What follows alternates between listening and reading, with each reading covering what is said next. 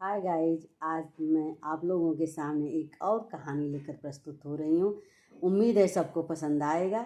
जैसे गुरुवार की कहानी में है कि कथा नहीं किया तो भगवान ये दोष पाप लगाए, ऐसा कुछ भी नहीं। भगवान भाव के भूखे होते हैं। इसी से संबंधित मैं एक कहानी डाल रही हूँ जैसे सबके मन में आए। और मैं गुरुवार की भी कहानी एक छोटे में उसको शार्ट में करके डालूंगी कि जिसके पास समय है न समय है फिर भी वो गुरुवार की कहानी कह लेगा। अच्छा, एक मछुआरा था। मछुआरा मछली मार कर लाता और बेचता था। बहुत गरीब था, उसके पास तौलने के लिए बटखरे नहीं थे। तो एक दिन वो रास्ते में आ रहा था तो उसके पैर से लगा तो बड़ा चिकना सा ब्लैक कलर का पत्थर मिला, गोल सा। अरे भाई, ये तो बहुत गजब का सुंदर है, अब मैं इसी से जोखूंगा। और वो कौन था? शालिग्राम जी थे। और ले आकर शालिग्राम जी कितने पवित्र हैं, विष्णु भगवान, मतलब अब क्या कहें, उसको सभी लोग जानते हैं।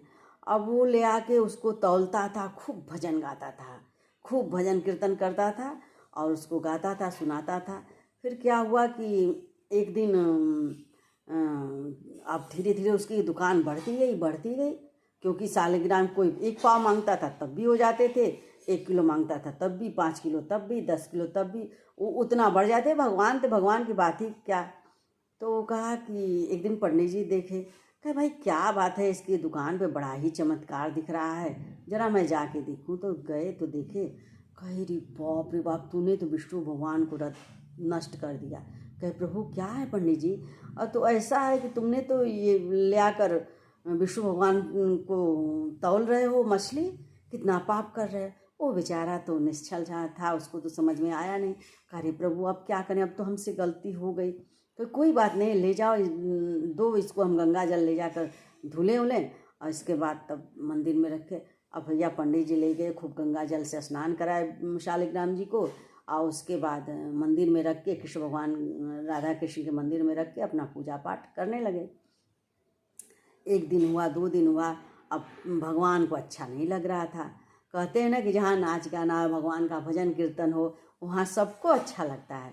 तो भगवान सपने में दिखाए कि पंडित जी, आपने जो पुजारी जी आपने मुझे लाकर यहाँ रख दिया है, अब पूजा पाठ करके सो जाते हो।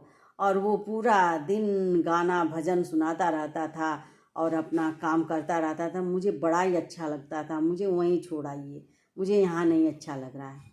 तब वो कहे कि अरे बाप रे बाप, मैंने तो बहुत बड़ी गलती की। और ले जाकर पंडित जी से कहे कि पंडित जी लीजिए, भगवान आप ही के पास रहने के लिए कह रहे हैं। तो कहते हैं ना कि भगवान भाव के भूखे होते हैं, और कोई बात नहीं है। इसके बाद भगवान खुश हुए और उसके पास रहने लगे। कहते हैं कि जो भगवान से जुड़ जाएगा उसको और किसी चीज़ की चिंता ही कहाँ। सब छोड़ दीजिए भगवान पे, आपका सारा काम हो जाएगा। बोलिए राधे कृष्णा।